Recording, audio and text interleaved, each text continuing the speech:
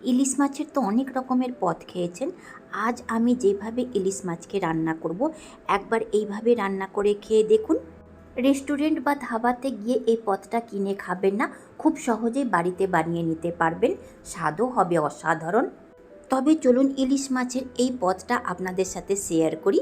ভালো লাগলে সবার সাথে আপনিও শেয়ার করবেন। প্লিজ পুরোটা দেখবেন। নমস্কার, সহজ রান্নাবান্নাতে আপনাদের সকলকে স্বাগতম। আমি মঞ্জু। অতিরিক্ত গরম থাকার ফলে মাছকে ভালো করে ধুয়ে লবণ হলুদ লাগিয়ে দিয়েছি, একে রেস্টে রাখবো। ঢাকা দিয়ে দেব। এরই মাঝখানে তৈরি করে নেব মাছের মধ্যে দেবার জন্য মশলা। 1 টিস্পুন কালো সরষা, হাফ টিস্পুন হলুদ সরষা। কালো সরষা থেকে হলুদ সরষার পরিমাণটা একটু কম দিতে হবে, বেশি দিতে গেলে মাছের ফ্লেভারটা হালকা তেতো হয়ে যাবে। এরই মধ্যে দেব 1 টিস্পুন পোস্ত, এর পরিমাণটা আপনি কম বেশি করতে পারেন। আর 4টা কাঁচা লঙ্কা। এই মশলাকে বেটে নেব, আপনি শিলপাটাতেও বেটে নিতে পারেন। দেব মিক্সি জারে। আর 1/4 টিস্পুন নুন। লবণ দিয়ে সরষা বাটতে গেলে ফ্লেভারটা তেতো হয় না। একে প্রথমে শুকনোতেই মিহি করে বেটে নেব। ঢাকাটা বন্ধ করে মশলাকে বেটে নিয়েছি। ঢাকাটা সরিয়ে দেব। মিক্সির গায়ে যে মশলাগুলো লেগে আছে সেগুলোকে ছাড়িয়ে দেব। দেব এর মধ্যে হাফ কাপ মতো জল। আবার মিক্সি জারটা বন্ধ করে বেটে নেব। বাটা হয়ে গেছে, মিক্সি জারের ঢাকনাটা সরিয়ে দেব। বেটে নেওয়া মশলাকে জার থেকে বের করে একটা বাটিতে রাখবো। ইলিশ মাছের এটাই মেন মশলা, আলাদা আর কোনো মশলা দেওয়া হয় না। আর এটা রান্না করাও খুব সহজ, খেতেও সুস্বাদু লাগে। কিছুক্ষণ একে সাইডে রেখে একটা বাটিতে নিয়ে নিব 2 টেবিল স্পুন টক দই। খেয়াল রাখবেন দইয়ের মধ্যে যেন কোনো রকমের গন্ধ না থাকে, বা অনেক পুরনো দইও নেবেন না। একে ফেটিয়ে নিতে হবে, খুব একটা সময় লাগবে না, 1 মিনিটেই দইটা ফেটানো হয়ে যাবে। দইটা ভালো করে ফেটিয়ে নিয়েছি। এর মধ্যেই দেব বেটে নেওয়া মশলা, যেই মশলাটা মিক্সিতে আমি আগেই বেটে রেখেছিলাম। দইয়ের সাথে মশলাকে ভালো করে মিশিয়ে নেব।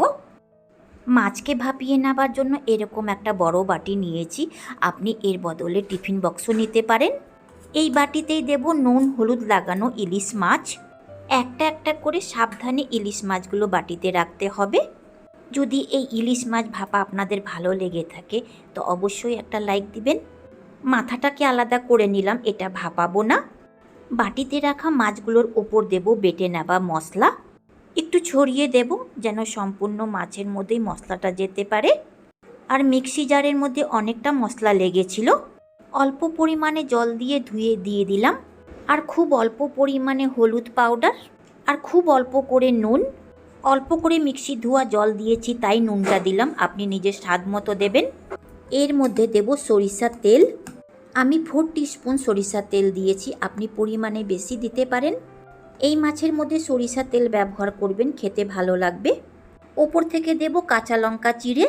আমি একটু বেশি করেই কাঁচা লঙ্কা দিয়েছি, যেহেতু এই লঙ্কাগুলোতে ঝাল নেই। ঝালের পরিমাণটাও আপনি নিজের স্বাদ মতো দেবেন। মশলা তেল মাছের সাথে খুব ভালো করে মিশিয়ে দিয়ে একে ঢাকা দিয়ে আবার 10 মিনিট মতো রেস্টে রাখবো। 10 মিনিটের পর জলকে গরম করে নিয়েছি। এর মধ্যে দেব একটা উল্টো করে স্ট্যান্ড। সাবধানে দিতে হবে যেহেতু জলটা গরম আছে। ফ্লেমটাকে মিডিয়ামে করে মাছের বাটিটা স্ট্যান্ডের উপরে বসাবো। ওপর থেকে একটা ভারী জিনিস দিয়ে চাপা দিয়ে দেব, যেন ভাপের জলটা মাছের বাটির ভেতরে না যায়। জলটাতে ভালো বলক উঠে গেছে। প্রথম 5 মিনিট মিডিয়াম ফ্লেমেই রান্না করব। তারপর একে ঢাকা দিয়ে ফ্লেমকে লো মিডিয়াম করে দেব। লো মিডিয়াম ফ্লেমে 15 মিনিট রান্না করে নিয়েছি। ঢাকাটা সরিয়ে দেব। সাবধানে ঢাকাটা সরাতে হবে যেন ভেতরকার বাটিটা পড়ে না যায়। আমি হেমলদস্তা দিয়ে চাপা দিয়েছিলাম, সেটা সরিয়ে দেব। খুব সাবধানে ওপরকার ঢাকাটাও সরিয়ে দেব। দেখুন ঢাকাটার উপরে কতটা জল জমা হয়েছে। এই জলটা যেন বাটির ভেতরে না যেতে পারে। আবার গ্যাসের ফ্লেমটাকে আমি মিডিয়ামে করেছি। মাছের বাটিতে দেব খুব অল্প পরিমাণে চিনি। এই চিনিটাকে আমি আগেও দিতে পারতাম, সেই সময় দিতে গেলে মাছের কুকিং প্রসেসটা বন্ধ হয়ে যেত, ভাপে মাছটা সেদ্ধ হতো না। তাই মাছটাকে সেদ্ধ করে নেবার পর অল্প পরিমাণে চিনি দিয়েছি।